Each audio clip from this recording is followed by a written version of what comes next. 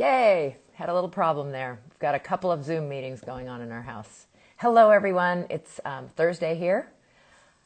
Early afternoon. We are going to England today in the UK. I believe it's 9 p.m. Thank you, Supconnect, as always, for letting me do these Thursday afternoon interviews with great people in the world of paddling. That's what ties us together, but we really go lots of different directions. So excited about today because besides the paddling and love of water, we're talking to John McFadzean, who has explored, we're going to call him adventurer, traveler, explorer in the world of SUP. So he has this amazing goal of stand-up paddleboarding in all the countries of the world. And even with this pandemic, pre-pandemic, he had hit 45, which is pretty amazing. So super excited to talk to John. Just a few things. This is live. Feel free to ask a question. But also, if you have friends who would be interested in this, it does get recorded. It immediately goes to IGTV on Supconnect's Instagram, and then it will later be on 2 YouTube channels, both Supconnect's and my own, which is KT Outside. So it looks like we have Sup the World John right there, ready to jump on and in, all the way from the UK. Waiting for Sup the World. Oh, and look, we have all kinds of great people. V, good to see you. There he is. Hi, Kristin. How are you? Great, great. Well, you've got a big fan club. Lots of people pouring into the room. Thanks, everybody, for listening. Appreciate it. Amazing we can make this work, huh? Thanks for doing this. It's nighttime there, I know. Yeah, it's 9 o'clock in the evening here, so it's not quite bedtime, but I'm not sure whether to say good afternoon, good evening, or good morning. We may have people from all over the world here, I don't know. We do always end up, next week we have Angie Jackson from Australia, so it will be Friday morning when I'm talking to her. So you guys are good sports who do this at any hour of the day, but super fun. This is stand-up paddle boarding. I'm sure we'll all do it at any time of the day. Any time of the day. And that's, so my first question is kind of the chicken or the egg. Was it did you have a travel lust that led you to SUP, or a love of SUP that led you to travel? Yeah, it was very much the latter. I guess I've always enjoyed travel, but I never had any particular travel goals or anything until I fell in love with SUP. And then it was that love of SUP. I just sort of randomly paddled in a few different countries throughout the world not long after I'd taken up SUP, and the whole idea just sort of evolved from there. You know, I didn't wake up one morning and think I've got to SUP the world. You know, it was just a sort of gradual realization that this is something I would like to do. And then I thought a little bit more about it, and I did a little bit more, and I took it a little bit further. And just one day I confessed to myself that I would like to stand up paddle in every country in the world. And it probably took me about 6 months to confess to anyone else. You know, I kept it. I don't think I'm alone in doing that. We can keep our dreams sort of well hidden, can't we, out of maybe a fear of failure or a fear of exposing ourselves. But well, good for you for stepping forward, because that is the step, is to write it down or to say it or to tell other people, and you have, and you're doing it. But let's back up, because I want to know how you found stand-up paddling. Were you a water person? Who introduced you? No, I had no background in water sports whatsoever. You know, I can remember going kayaking as a teenager when I was in the Venture Scouts, but, you know, in spite of my youthful good looks, that was a long time ago, and I've never done any kind of paddling at all. But the reason I got started, it's almost 7 years ago now. It was June 2014, and it was a remarkable coincidence that happened one Saturday morning. Where I live in the northwest of England, I live in a town called Southport, and I've got a 3rd floor apartment, and I like to think I've got one of the best views in the whole world. You know, on a clear day, when I look to my left, I can see the hills and mountains of North Wales. And when I look the other direction to the right, in the distance, I can see the English Lake District, which is one of the most beautiful places in the world. And in the foreground, sort of to the right in front of the Lake District. I don't know if any viewers will know this, the people from the UK will, but you can see that the famous seaside resort of Blackpool with its famous tower, and it's got a renowned roller coaster there called the Big One. So I can see all these things every day. And when you're looking out of my window straight ahead of you, you can see Southport Marine Lake, and I see that lake every single time I look out the window. But that Saturday morning, I saw something I'd never seen before. There were 3 people out in the middle of the lake, standing on some sort of contraption. They were each on a board. It looked like a giant surfboard, and they had a paddle. And they were prepared. I'd never seen anything like this in my life. And not having a water sports background, my first thought was, those people must be crazy.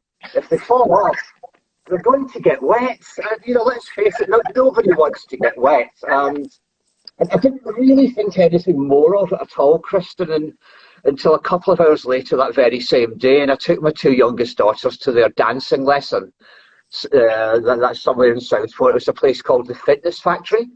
And I took them there, and I was signing them in and talking to Amy, who's the lady that owned the place. And I saw a poster on the wall. And it had a photograph of someone standing on this strange contraption with the paddle, and it said stand-up paddleboarding lessons. Oh. So I think so. Somebody's trying to tell me something here. So I said to Amy, what's this all about, stand-up paddleboarding? I said, I saw some people out on the lake this morning. And she said, oh, that'll be my partner, Alan. He does lessons on the lake. You should give it a try. But I wasn't that brave straight away. I said to Amy, well, I'd like to give it a try, but, my balance isn't very good, and I'm worried I'll fall in and get wet. And Amy just laughed and said, oh, everyone says that, just give it a try. And for some reason, I had one voice in my head saying, no, don't do it, John, you'll get wet. But I had Amy's voice saying, yeah, just give it a go. And for some reason, on that occasion anyway, I listened to the voice of Amy. And that was how I found myself booking my very first lesson for stand-up paddleboarding. Love that. What a great story. You're a great storyteller too. Of course, I love accents, but I have such a visual of where you live and the beautiful different scenery, which is always so interesting. I think sometimes people think people who are passionate about travel and going places don't necessarily enjoy where they are, but it makes me appreciate where I live and my beautiful views all the more to see different places in the world. So I think that's just fantastic. So thank you, Amy, and her partner Alan for getting John started and letting us enjoy vicariously through you all these locations. There's a couple people in the United States who have paddled all 50 states, but I have not heard of anyone doing what you're doing or getting as far. Yeah. I mean, that idea of all 50 states sounds like a great challenge to me as well, but I'll have to finish the countries first and then come back and do the 50 states. But I'd love to do that. I think that would be a fabulous challenge and a great way to see the United States as well. There you go. Well, we're going to talk about, as a Sup Explorer, some tips and equipment and such, and we could talk forever because you've been 45 countries about all the different places. But I do want to hear some stories, but also just how do you make this happen? Just the basics, because we get all kinds of people listening, and it's an inflatable board, I assume. You've needed to fly on airplanes, which some people think, oh, how do you take a stand-up paddleboard? But have you brought your equipment with you for the most part? Almost always I've done that, Kristin, and I learned that lesson the hard way, because the first few times I went abroad, I found there was a couple of times I was let down. Maybe a couple of them were my fault rather than the other party's fault. And I also find that the standard of the equipment you can hire can be quite random. So, for example, a lot of people in the UK would probably be familiar with going to Spain for a beach holiday, and you can obviously hire sup equipment there. But the last board I hired was in Tenerife, and it came with it was a board that should have had 3 fins, but one of the side fins was missing, which meant there was a fair bit of going round in circles, and I didn't get a leash with that board. The hire shop and just didn't have a leash at all. I mean, I was wearing a PFD, so I went out and gave it a try.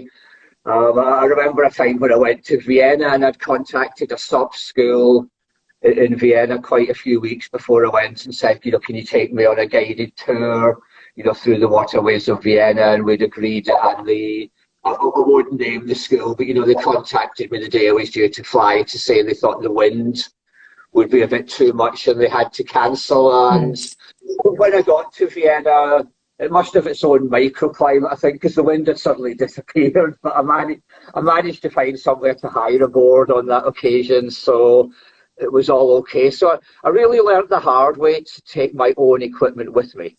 And I almost always do that now, unless I'm going, for example, Australia. I wouldn't take my own equipment all the way to Australia, and I'd be confident I could hire equipment in Australia. But certainly my trips around Europe, I've got an inflatable board. I've got my go-to board is my Red Paddle 11 Sport inflatable. It rolls up nicely into the rucksack with the pump in the middle, and you can get a PFD, a wetsuit, and maybe a towel in there as well. And you get 3-piece paddle as well, and it probably comes to around about 20 kilos in weight, which is within the parameters of most airlines' hold baggage allowance. So it's probably cheaper to take your own equipment than hire it as well, and it's certainly more reliable. Yeah, and I would completely agree. I haven't done anything like what you have done, but what I found is they weren't open until maybe 10 a.m. and I'm an early morning person, and I would want to sup surf or sup paddle, and you couldn't get a board. So I, not being an inflatable person, did get that inflatable and have absolutely loved that, and have, for the most part, same thing in pounds. It's about 35 pounds, but you can go up to 50 usually on an airline, so you can pack those extras in there if you're going anywhere tropical. Even brought it on a cruise that I went on with my parents, a family event, and rolled it off when you could get off and went to paddle. I'm glad you said that, because I've always had this idea of trying to do a cruise, because you can obviously go around the Caribbean and visit 7 countries in 7 days. And I had an idea of doing that before COVID came along. I think right now maybe people wouldn't welcome spending a week on a cruise ship, but those days will come again. And it was interesting what you said there about shops being closed, because I was in Malta a few years ago, and I just took a sort of 2-day trip over to Sicily. It's not in Italy. It's not very far away, and I'd found a shop that hired sup boards, and the day I was there was the day it was closed. So that's right. That kind of thing can be so frustrating. Yeah. So I thought we'd go kind of in the direction. I think we've had a couple questions. Somebody wanted to know, kind of, in your places, do you prefer kind of the Alpen? Where did that question go? It's from Veronica. The Alpen lakes versus the kind of tropical. Do you have a favorite? I'm more of a warm weather person than a cold weather person, so that might suggest tropical, although being Scottish, 25 degrees is warm for me, or anything above that, and I start to struggle. But I do like the idea of sort of the alpine environment, and that was kind of one of the first places I really pushed myself out, as I entered a race which some people might have heard of, called the Glagla race, which takes place in January every year on Lake Annecy, which sort of lies in the shadow of the French Alps, sort of right next to the border with Switzerland. And I think that was my first brave thing that I ever really did, because prior to that was January 2018 I did it, and prior to that I was quite well known amongst my sup friends as, I think I was called Hibernating John, because I was at the end of October, and nobody would see me until the end of March when the sun started shining again. And I think there was a little bit of fear there that I didn't want to fall into freezing cold water. I got over my fear of getting wet, but I maybe hadn't quite got over my fear of getting freezing cold and wet. That was the first winter that I paddled through the winter, and I just saw this thing, the Glagla race, it's billed as the world's coldest stand-up paddleboarding race. And the year I did it, I think the water temperature and the air temperature in the morning of the race were about 4 degrees. And shortly after the race, the clouds came down and it started snowing. And I was watching people, taking part in the dragon race, and I really felt sorry for them. A couple of them fell in, and I thought that's got to be freezing. So I do see the attraction of the alpine environments, and I guess the honest answer to that question is I don't really have a preference. Warm, but not too warm, and you will paddle anything and anywhere. Yeah, what a major accomplishment to have been in that, and that it's so beautiful up in the Swiss Alps. So that's, again, another part of travel, is just to see, and I've seen in your pictures sometimes, landmarks, and to see from the water rather than from the land, these places that people might have seen in pictures, is just having that different perspective. I just think is so amazing. So how about what has been the most difficult in terms of getting to? Maybe it's visa requirements, or just problems you had along the way. Which was your most challenging country?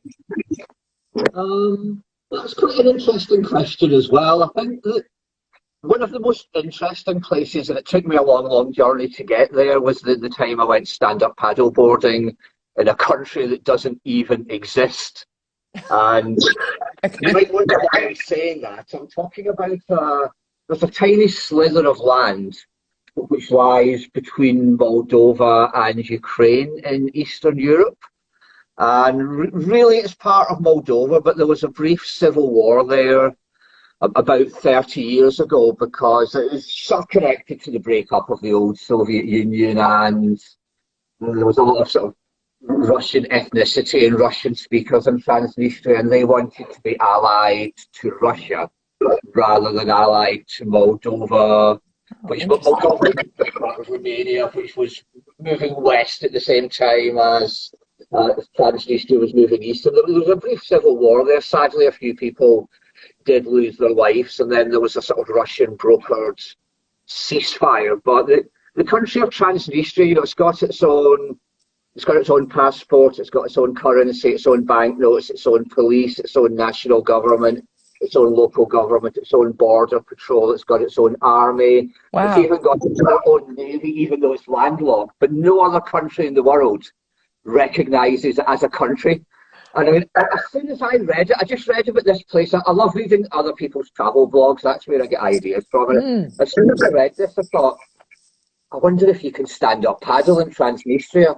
And the two biggest cities there are called Bandiri and Tiraspol. And there's a river that runs right between them called the Dniester. If there's any native Russian speakers here, I apologise for mangling your language, but I thought, yeah, I've got to paddle this, and of course you can't fly straight into Transnistria. You have to sort of go in. Well, if anyone ever wants to do this, I would recommend you do it the way I do. I flew into Bucharest, which is the capital of Romania, and I got a very cheap budget flight from Liverpool Airport. I think it was like £30 or something. It was great. So while I was in Romania, I paddled there, obviously, because that's another tick on the country box. And then I had to make my way to Chisinau, which is the capital of Moldova. And I did, this is brilliant, I did this by train. There's an old sort of 60-year-old Soviet Union era sleeper train that does that journey overnight. It's a 14-hour journey, and for the pricely sum of about €30, which is similar to $30, I think there's not a huge amount of difference. And I got my own 2-berth sleeper cabin in this old 60, it's an old train, the seats were a bit threadbare and it could do with a lick of paint, but I couldn't help thinking, what sort of senior KG, I was in cabin number 2, the second cabin in the train, what senior KGB officers or Politburo members have been in this cabin in the old Soviet Union era. And it was really exciting because just sort of trundling through Eastern Europe, and there's two, you cross the border, so somebody comes and checks your passport, then they search your belongings, someone else checks your passport, they search your belongings, and right on the border, and this is about 1 o'clock in the morning, the train stops, and all of the carriages get lifted up off the tracks because the railway gauge in Moldova is a different size to the one in Romania. And people have said that was because Stalin was paranoid about Russia being invaded from the west. So they have to lift all the carriages, get lifted. They change the wheels on every carriage in the train. They get put back together, and then we're on our way to Chisinau, where I had a lovely couple of days there. Somebody offered me money for my passport. I was tempted to ask how much. This was in the pre-Brexit days when a UK passport was actually worth something, of course. We might not get so much for it now. And then I made my way into Transnistria. I paddled on the Dniester when I had maybe the most frightening experience that I had. I've had frightening experiences with wind and waves and weather, but this was different. As most viewers or listeners will know, if you're paddling on a waterway, or if you're on a yacht or a boat or anything, you paddle to the right-hand side. So I was paddling on the right-hand side on the Dniester River, just coming out of the city of Bandiri, and I came across an old, really brown, derelict, rusted ship on the right-hand side. I still don't know to this day what it was, but I pulled out to pass it, and just as I was passing it, an armed Russian soldier appeared on deck and began shouting at me in Russian. And I mean, luckily I don't speak Russian, so I don't know what he was saying. He might have been saying, "Hey, have a nice day," or he might have been saying, "Stop or I'll shoot." I don't know what he was shouting, but I just kept paddling, and quite slowly. I didn't want to go too fast, but I was scared to look over my shoulder in case he'd got his gun out. He was pointing it at me. Luckily, nothing actually happened, and I'm here to tell you. But that's probably one of my strangest experiences, although I've had a few. Yeah, I'm sure you have. Well, you sound like you're a big history buff, too. I love that you know these locations. You remember these names. I don't think I can even say that country. When you're on these trips, how much do you, I assume some research has to be done ahead of time. Do you try to hit a number of countries while you're on one adventure? Are you usually gone for a couple of weeks or a month or just days?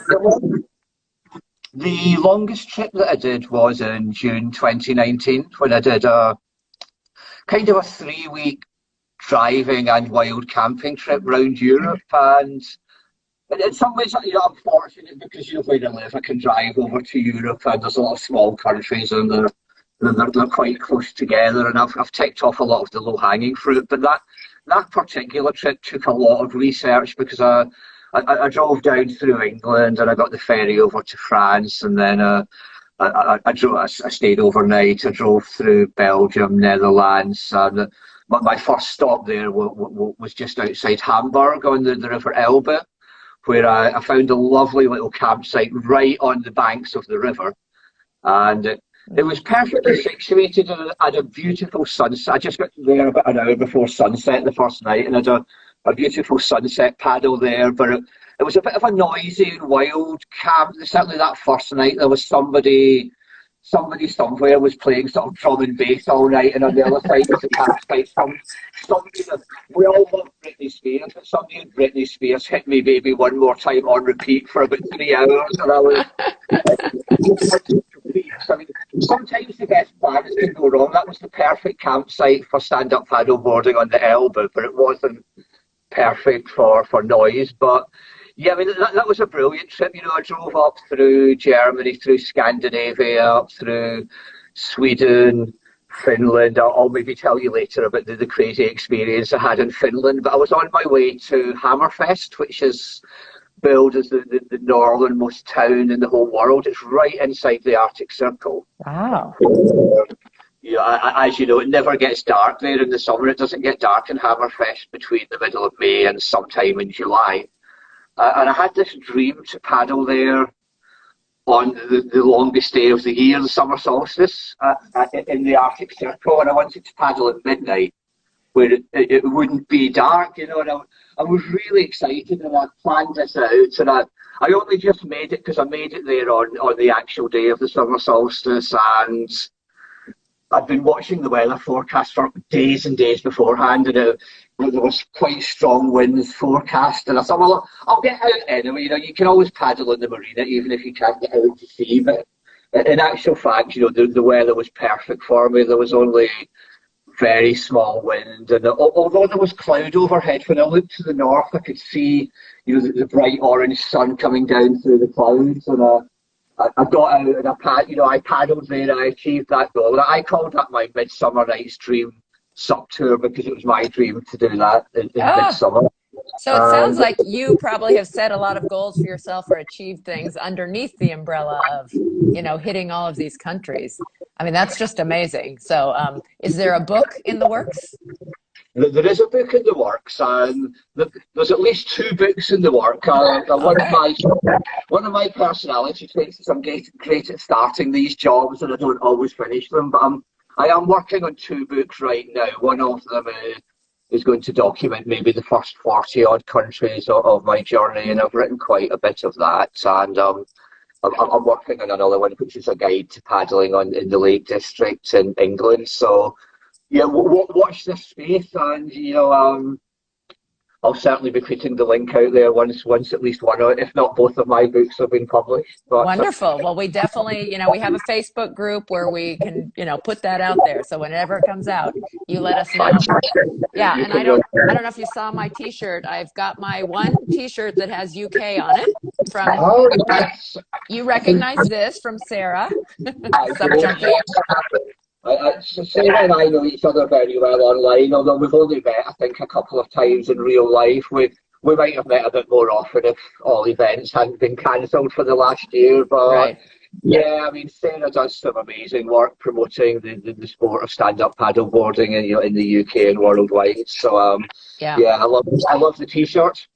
And I do think you guys have an amazing community in the UK, and I've just gotten to know a lot of you, though. There's so much going on I live in the state of California, and the population's 2/3 the size of UK, It's not really that big, but so much going on. It's really wonderful, but I feel sometimes the world doesn't get to see each other. So I think this has been really a positive of the pandemic, is connections made.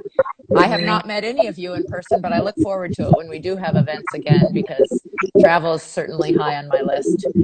So back to your travels. It takes planning, but as you said, and I love that part, the adventures and the unusual things are sometimes the most special parts of travel, the unexpected, and even when maybe you didn't get a good night's sleep because of the music playing, the Britney Spears and the drums, it's still very memorable, isn't it, looking back? By the way, you've had quite a few friends say, Tracy says hiya, and of course Jay Manning, another person who I should have met because he used to come to California all the time, and I never met him, but he says, hi, Johnny boy. You're not saying that, yeah. So, continents, I assume maybe you haven't been on all of them yet? No. This is almost where the germ of the idea came from, though, because when I had that first stand-up paddleboarding lesson, which was with Lucy on the marine lake out there, and I often say Lucy created the monster that sunk the world because of that lesson and a couple of other things she did. But when I did that lesson and I got back home, I'd already got planned in the following year to go to Australia, where a very close friend was getting married. So I'd already got that trip planned. And I was a bit naive back then, because I remember thinking to myself, I wonder if they do stand-up paddleboarding in Australia. Everything was very, very big out there. But I had no background in water. I did have no idea. And I thought, well, I'm going to go to Sydney. I'm flying into Sydney. I wonder if you can paddle in Sydney. So I went onto the internet, and the internet is a great thing, isn't it? I don't know what people did without it, and I found a company called Sydney Scenic Sup, and I ended up, February or March, I think it was 2015, flying into Sydney, going out on a paddle boarding trip around Sydney Harbour, and we didn't quite paddle quite in as far as the Opera House and the Harbour Bridge, but I've certainly got photographs of me on a stand-up paddleboard with the Opera House and the bridge behind me. So yes, I mean, I think that was a great place to start. That was always where the dream came from, if you like. So I have been to Australia, but of course, New Zealand's a big part out there as well. I haven't. Have I paddled in the Americas? I've paddled in Mexico. So that's the Americas, yeah.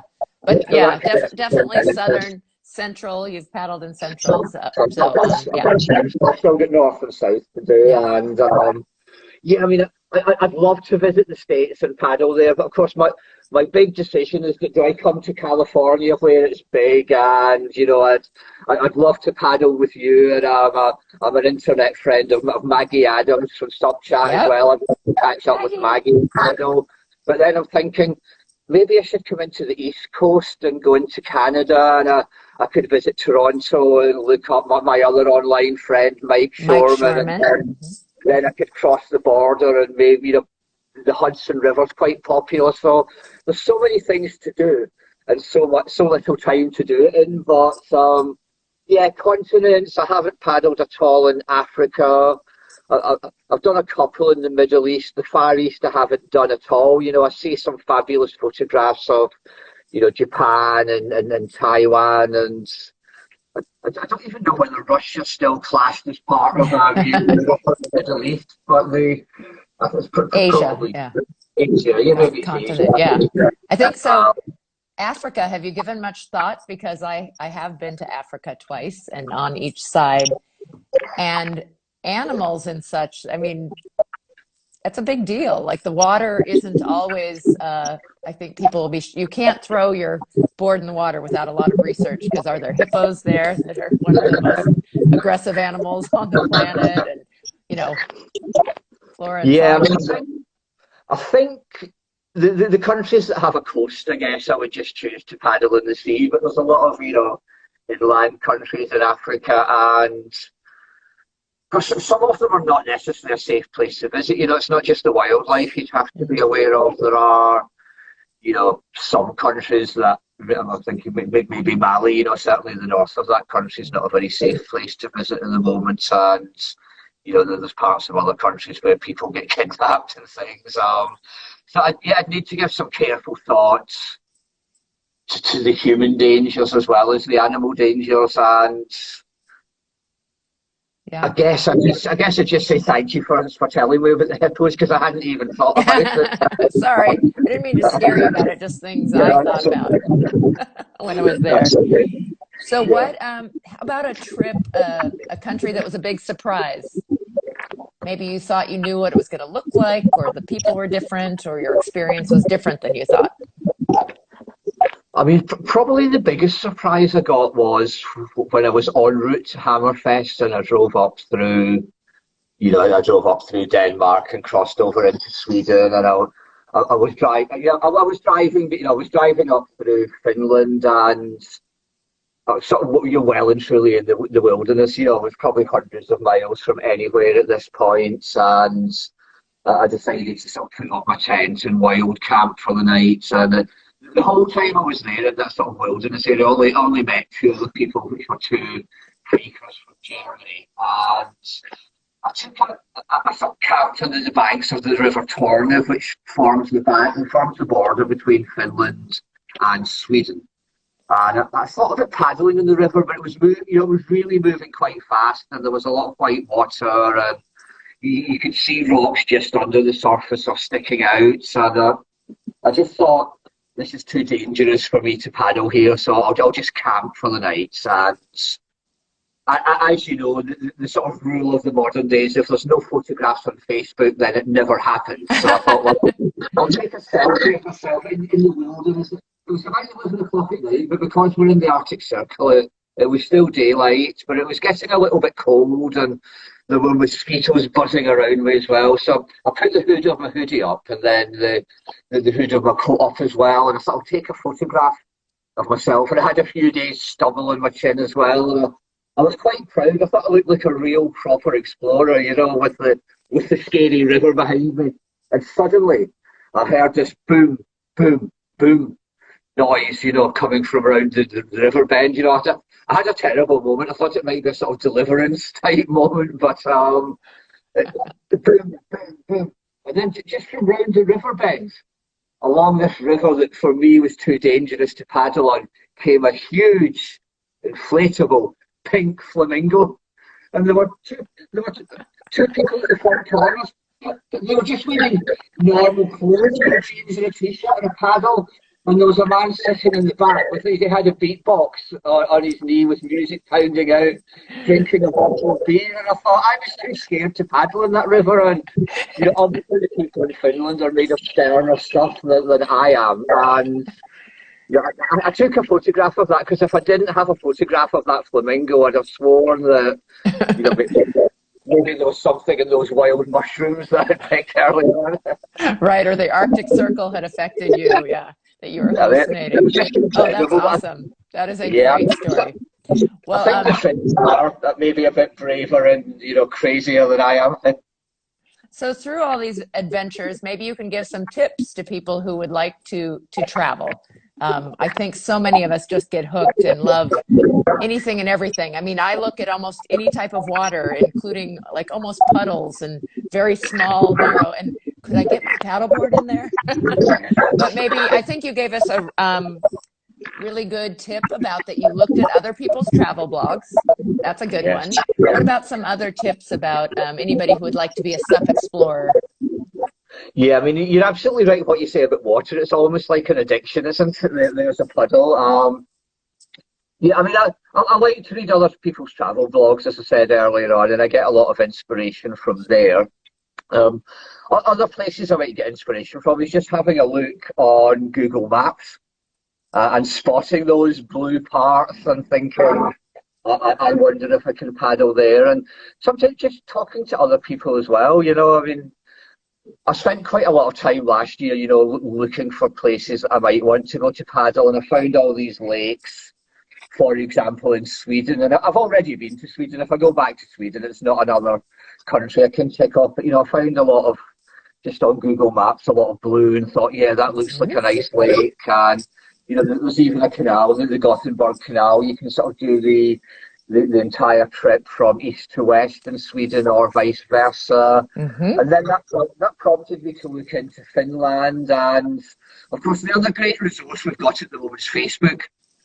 So you can post, you can take a screenshot of Google Maps in Finland and pop it into Facebook and say, can anyone advise me of any beautiful places to paddle in Finland or Sweden or Norway or Germany, and you'll get some fantastic responses, and people will post photographs. And I think that's becoming a better resource now. When I first started out, I used to try and contact Facebook groups of places I was going, and I would send them a message, and they just wouldn't reply to me. But I think people are more open to replying now and sharing their knowledge with you. So I guess there are three things. There's travel blogs, there's Google Maps, and there's Facebook. Yeah. How about things that didn't work, maybe? So maybe suggestions of things to avoid in traveling that maybe you started from the beginning. And again, you've mentioned one, and that's bringing your own equipment. You've found much better than just planning on, even though there are there's probably more and more places to rent. Sometimes you might go on a tour, but generally bringing your own equipment. What are some other things that didn't work or you've changed over time? I mean, that was probably the biggest problem, but I think the other thing I would advise people to do is always try and have a plan B and a plan C, especially if you're not going to be in a country for very long. I think it's important to have an alternative. If the lake that you're planning to paddle on, maybe it's a big open lake and there's really bad wind that day, is there somewhere else that you could paddle nearby? I guess do as much research as you can as well, because you can't always research these things properly. I remember when I went to Zagreb in Croatia, and I paddled on the River Sava, and I just had a look at Google Maps, and I thought, I thought I could see a place that I could get off the river on Google Maps, but when I got there, it was a really high bank. I was down here, and it was sort of a concave bank, and there was just no way to get across. But I did have a plan B on that one, which there was a bridge coming up ahead. And here's another tip for people that paddle on rivers. If you look at bridges, there's quite often, not always, but quite often you can get off and on the water at a bridge.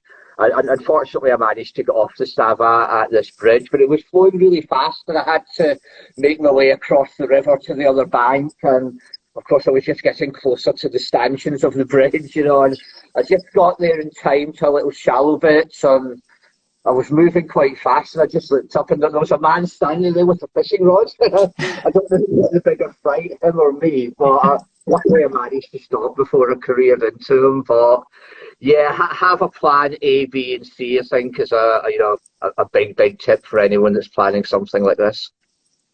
Excellent. So plan B's super important, and you've mentioned safety. I think super important, and along with that, probably one of your biggest challenges has been weather, I would guess. The ever-changing weather and the wind, and whether it's there or not. Absolutely. I mean, one of my dreams was to paddle down the sort of northwest coast of Italy in a place called Cinque Terre, which is a UNESCO World Heritage Site. And I achieved that, but I've never experienced such changeable weather ever. When I set off first thing in the morning, it was flat water, a gentle breeze, just that sort of little undulating thing that you get in the sea. And but when I finished at Rio Maggiore, the sun was setting behind me, and it was exactly the same thing. But in the middle of the day, the wind, there seemed to be wind blowing two different directions at once, and waves going all over the place. And I take it, I was wearing a PFD, so I felt comfortable that I was going to be okay. But I was very conscious of the fact that I was on my own, and that was one of the trips that made me think I should maybe take my safety a little bit more seriously. So I now have a marine radio, and I've done the training course and got the license to use the marine radio, and I also now carry a personal location beacon as well. So I've become more and more safety conscious as I've gone on, and I think it's largely been driven by two things. One is the fact that I'm quite often paddling on my own, and number two, the sort of changeable and sometimes unpredictable weather conditions that you can have. Super important, and that's great. I'm glad to hear that, and I think that's very true that right now we have a new wave of paddlers, and they're not always very safe, and part of it is they don't know water and haven't experienced weather and kind of don't have that respect for Mother Nature, that the more time you spend in it, I think we have more respect for it, and are more careful, and do submit our plans like the paddle-logger David does, and they keep increasing the safety. And Mel from Alaska is saying, I guess we have a little bit of a sound issue. I can hear you fine, so hopefully the recording is better. So I apologize if either of us is cutting out. There is a little background noise on my end. Mel lives in Alaska, which is definitely a place I would love to paddle, and wide open, huge rivers, oceans, all of that. But so true what you said about lakes are not necessarily flat. Places that you think, some of the bumpiest water I've ever been in has been Chicago, Illinois. So it's an inland, huge body of water, but there's no consistency like there is in the sea. Usually the wind, tides, you can get some idea of waves, and there's usually some direction to it. It was like whipped cream peaks. It was just crazy, like crazy water, and I'm sure you've been in some of that. Yeah, I've seen that. I think the big inland lakes, especially if there's hills and mountains nearby, that kind of channels the wind, doesn't it? And you could be lucky and find a little wind shadow where you're sheltered, but you could be unlucky and you've got, you're being attacked in more than one direction at the same time. Yeah. Well, I'm sure this pandemic has been hard without, limited travel, if any. Maybe you've been able to do some local, but what are you, besides though silver lining, you've been working on your books, so that's good, your first book. So what are the first places? Are you planning already? The next places? What are you excited about doing and exploring? Where are you going? I mean, I had quite a few plans last year, and either flights were cancelled or the flights weren't cancelled, but I wasn't able to go, because of quarantine restrictions and things. So I think that because of that, I've been reluctant to make too many definite plans for this year. But I'd love to just try and pick up where I left off. I think maybe this time last year I had a few nice plans, but I don't want to make anything definite because I'm afraid that it's going to be snatched away from me again. I do have faith that we're going to come out of this COVID thing sometime soon. I mean, I'd love to. There's all sorts of places I would love to visit, but one of my dreams. It's maybe a bit risky, and maybe not everyone would go here, but I'd love to visit North Korea. And I guess when I say that, I do want to paddle in every single country in the world. So that includes, the North Koreas, the Syrias, the Yemens, the Afghanistans, the Iraqs, the Irans, and is it possible to visit these places? I'd like to think so. I don't have any definite plans for North Korea yet, but I always say that when I'm asked where I'd like to go most. Maybe one day I'll get an invitation to go. Yeah. Well, I know, of course, South Korea is more accessible and all, but I've interviewed Mel. He's Melvin, but his first name is Melvin Palmiero. But he lives in the Philippines now, but they lived in South Korea, and he was in Canada. But he'd be a great one to contact about how to. So I think the more of this you do, the more outreach there will be. I wanted to ask, somebody named Dario was on here who was loving when you were talking about Eastern Europe, but I think he said he's from Ibiza, or he mentioned Ibiza. I don't know if he's still on. And then also Stephen Nelson, hi, is waving at you. Hi, Steve. He's on now. We've got great plans to paddle together one day, Stephen and I, but we've never quite made it happen. But at least we're on the same Instagram Live. There you go. And he's also in England then, yeah? He's in Scotland, which is my home country as well. I've lived down in England for the last 30 years, but I am Scottish originally, and that'll always be my homeland. Yeah. So this has nothing to do with Sup, but how do the Scots feel about Outlander, the TV series that we're obsessed with? Yeah, I mean, I think some of that was filmed on the west coast of Scotland, not far from where I'm originally from. So I think it's put a couple of small towns and villages on the tourism map that maybe weren't before. So, hopefully it'll be good for them economically. Yeah, well, two of the actors right now are doing some kind of a sideshow, taking people on a tour of Scotland. It keeps showing up in my feed, I think, because I watch, but I don't have that particular channel. We wait till it comes out. Anyway, sorry for that. I digress. But it does make me, even though it's in different time zones, it does make me want to travel all the more. So excited, and hopefully we'll get to.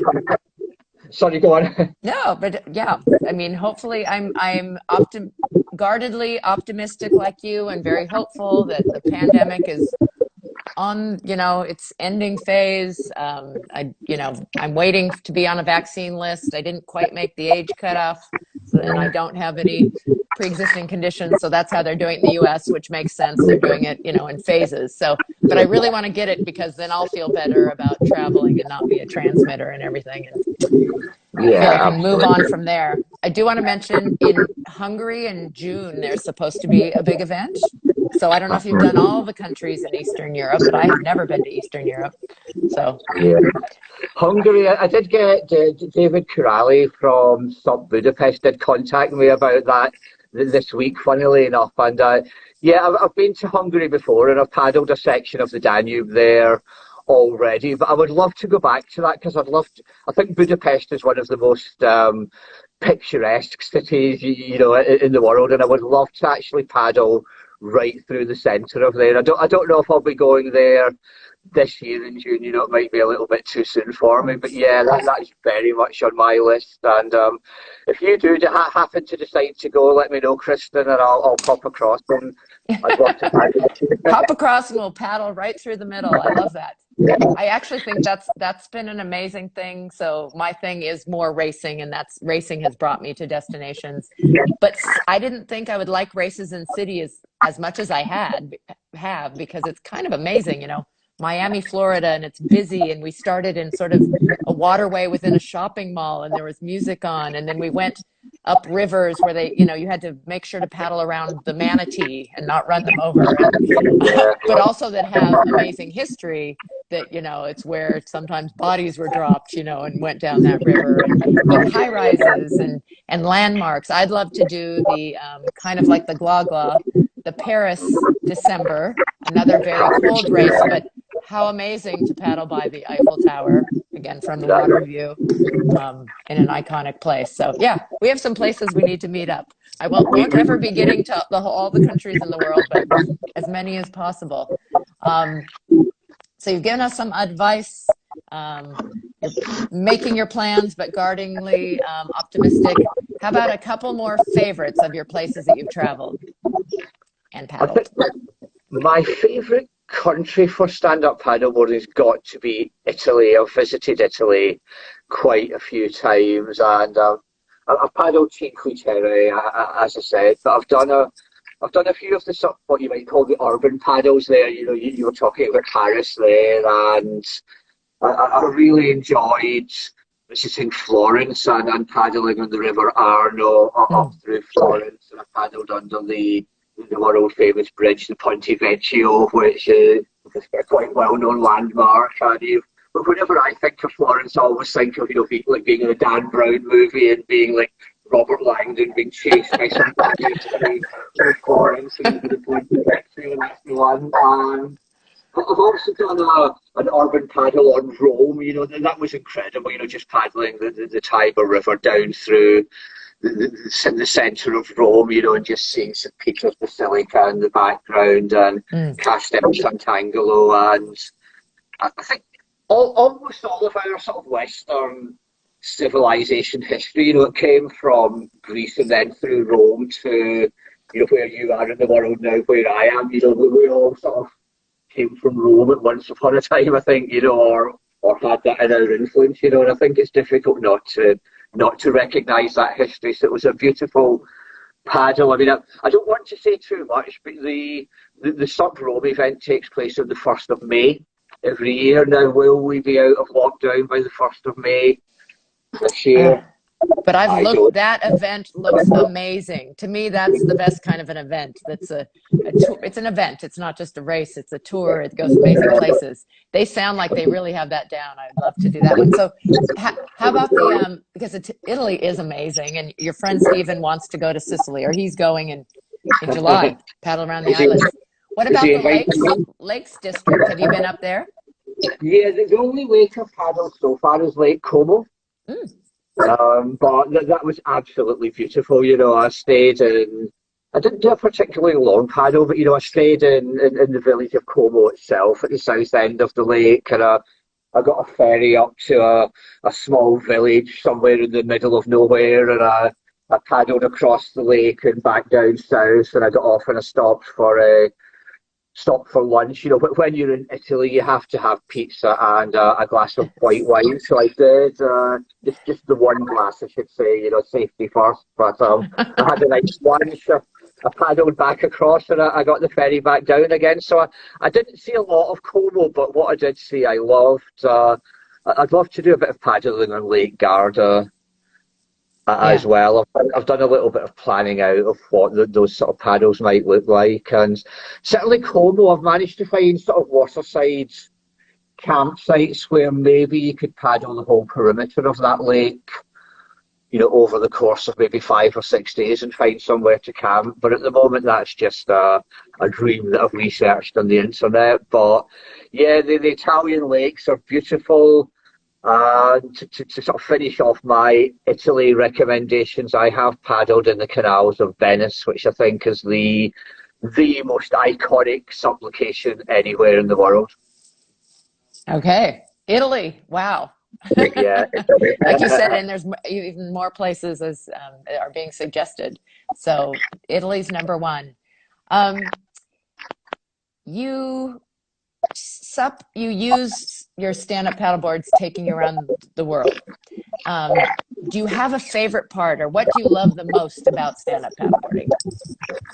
I think what I love the most is that sort of sense of inner peace and tranquility that you can get from it. No matter really what's going on in the outside world or what you might call the real world, I guess.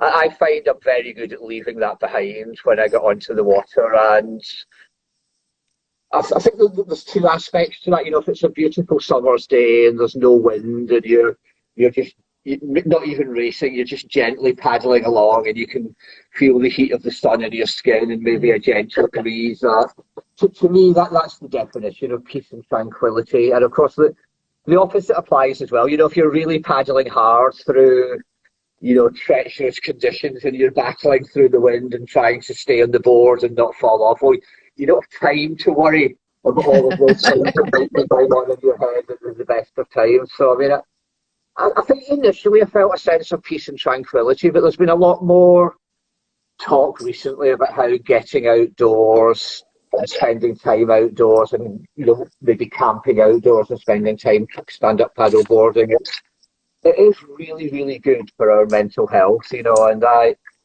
I didn't have the best of years last year in terms of mental health. It was a lot of things were a struggle for me, but, every time I got up to the Lake District or I went to Scotland, or every time I got out on the lake right next to me or the Leeds-Liverpool Canal, when we were allowed to and we weren't in lockdown, it was wonderful. All the sort of worries and aches and pains just seemed to melt away. That's fantastic. What a great description too of, and the different ways that it can relieve stress. And I'm going to throw in, outside of Supconnect, I've been doing some kind of panel discussions, and this next Tuesday it's going to be mental health and Sup. And Mike Sherman and I don't know if you know Will Schmidt, who did a whole expedition. He had PTSD after being in the military. People just sharing. Maggie Adams will be on it also on a panel. So some of your friends. I think it just, what would we have done without it? And it was really hard. And I'm glad other people have discovered the outdoors and I think, again, a silver lining of this horrible situation in the world is that people had to find other ways to take care of themselves mentally and physically, and discovering, they sold out of bikes and paddle boards and camping equipment in our country. It was kind of crazy, but wonderful. It was the same here. You couldn't get a stand-up paddle board for love nor money last summer, and I think it's great so many new people are coming into the sport and discovering those benefits, and I just hope they always do it safely, as we said earlier on. Yes, yeah, that's a concern. And another one is kind of being environmental stewards. I'm finding that a lot of the new people to the outdoors don't really have great habits about cleaning up after themselves, about not leaving, an imprint and that type of thing. But still, all good. Just some education needed there. Well, our hour is almost up, and I want you to know that sometimes Instagram cuts us off in case we disappear. But I want to thank you so much, John. It was wonderful. So many more countries to talk about, but we got quite a few in, I think, and your story. And actually, Sup FM has an interview with you. I think they have a two-parter. So if you want to hear more and more in depth about some of the other countries he's been in, have a listen over there to their podcast. We also have a Facebook group, #Supconnect Live. It's a little longer than that, but you'll find it with that. And we'll post the links. You have a website, Sup the World. You're going to let us know when your book gets published. And Mike Sherman's the guy to talk to about how to launch a book. He's been doing an amazing job with his book. But wonderful, wonderful. And I just wish you the best of luck and look forward to following your continued adventures and reading the book. Thanks very much, Kristin, and thank you for inviting me on. It's been a huge honor. Thank you. So wonderful. And thanks everybody who's listening, and tell your friends, because this is recorded, that they can come have a listen afterwards, and find us on Facebook. Thanks again, John. Take care. Bye-bye, Take care. everyone. Bye.